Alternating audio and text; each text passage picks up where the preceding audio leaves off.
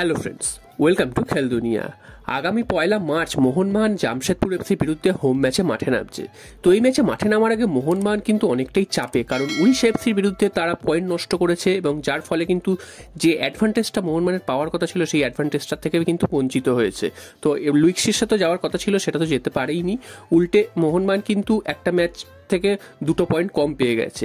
উল্টো থেকে জামশেদপুর এফসি এই মুহূর্তে কিন্তু খুবই ভালো ফর্মে রয়েছে, অর্থাৎ খালিদ জামিল কোচ হয়ে আসার পর থেকে তারা 6টা ম্যাচ খেলেছে, 6টার মধ্যে একটাও কিন্তু তারা হারেনি আইএসএলে। তো সেই দিক থেকে দেখতে গেলে জামশেদপুর এফসি খুবই ভালো ফর্মে রয়েছে এবং জামশেদপুর এফসিও কিন্তু চাইবে ম্যাচটা যে কোনো রকমভাবে জিততে, কারণ তাদেরও কিন্তু সুপার 6-এ ঢুকে যাওয়ার একটা লড়াই রয়েছে।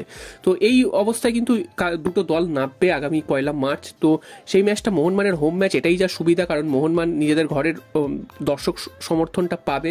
তো এই ম্যাচে নামার আগে মোহনবাগানের প্রথম একাদশ কেমন হতে পারে সেটাও কিন্তু একটা চিন্তার বিষয়, কারণ ব্র্যান্ডন হ্যামিল তিনি খেলবেন করেও খেলছেন না, আগের দিন উড়িষ্যাতেও যাননি, তো এই ম্যাচেও হয়তো তিনি থাকবেন না। এবং ডিফেন্স নিয়ে কিন্তু মোহনবাগান আগের দিন একটু সমস্যায় পড়েছিল, ডিফেন্স কিন্তু ফাম্বেল করেছিল।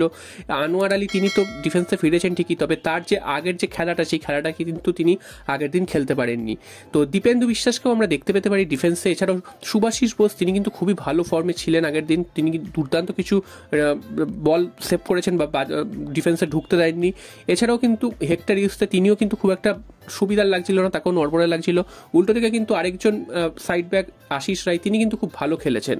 তবে এই ম্যাচে হাভাস কিন্তু 3-4-1-2 এই ফর্মেশনেই যেতে পারে, কারণ আগের ম্যাচটা দিয়েগো মরিসিও এবং রয় কৃষ্ণা ছিল, তাই জন্য কিন্তু মোহনবাগান 4 ব্যাকে খেলেছিল।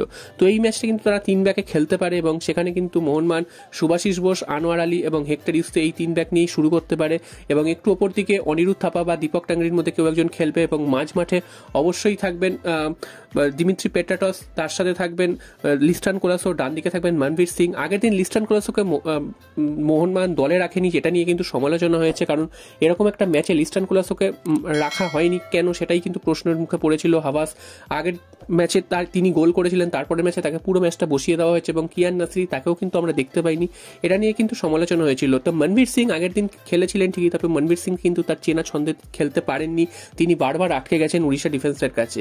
এছাড়াও সামনের দিকে জেসন কামিংস বা আরমান্দো সাদিকুর মধ্যে কেউ একজন থাকবেন, তবে জেসন কামিংসের থাকার সম্ভাবনাই বেশি, কারণ আরমান্দো সাদিকু আগের দিন অসংখ্য সুযোগ মিস করেছেন এবং সহজ কিছু সুযোগ মিস করেছেন, যেগুলো না হলে মোহনবাগান কিন্তু পুরো 3 পয়েন্ট নিয়ে মাঠ ছাড়তে পারত। তাই জন্য আরমান্দো সাদিকুর ফার্স্ট 11-এ থাকার সম্ভাবনাটা অনেকটাই ক্ষীণ হয়ে গেছে, তিনি কিন্তু শুরু করবেন না, পরে তিনি হয়তো সাবস্টিটিউট হিসেবে নামতে পারেন, তবে জেসন কামিংসকেই কিন্তু স্টার্ট করতে দেখবো। এছাড়াও মাঝ মাঠে কিন্তু অবশ্যই জনি কাউকো তিনি কিন্তু থাকবেন, তিনি কিন্তু দলের এখন মাঝ মাঠের প্রধান চালিকা শক্তি এবং আগের দিন যদিও তিনি খুব একটা ভালো খেলতে পারেনি, উড়িষ্যার মিডফিল্ডের কাছে তিনি কিন্তু আটকে গেছেন। তো এই ম্যাচে আশা করা যাচ্ছে তিনি কিন্তু আবার তার নিজের জাত চেনাবেন এবং মোহনবাগানের কাছে এই ম্যাচটা এই কারণেই গুরুত্বপূর্ণ, এই ম্যাচটা যদি মোহনবাগান জিততে পারে সেক্ষেত্রে তারা কিন্তু আবার লিগ টেবিলের শীর্ষে উঠে যাওয়ার একটা সম্ভাবনা রয়েছে। তো মোহনবাগান এই মুহূর্তে 3 নম্বরে রয়েছে, তারা কিন্তু 30 পয়েন্ট নিয়ে বসে রয়েছে 15 ম্যাচ থেকে। উল্টো দিকে উড়িষ্যা এফসি এবং মুম্বাই তারা কিন্তু মোহনবাগানের আগে রয়েছে। তো দেখা যাক মোহনবাগান আবার এই জামশেদপুর ম্যাচটা জিতে তারা লিগ টেবিলের শীর্ষে যেতে পারে কি না। এবং তারপরেই কিন্তু রয়েছে ডার্বি, তো ডার্বির আগেও একটা আত্মবিশ্বাস বাড়িয়ে নেওয়ার একটা জায়গা রয়েছে এই ম্যাচটা। তো দেখা যাক শেষ পর্যন্ত জামশেদপুরকে হারিয়ে মোহনবাগান আবার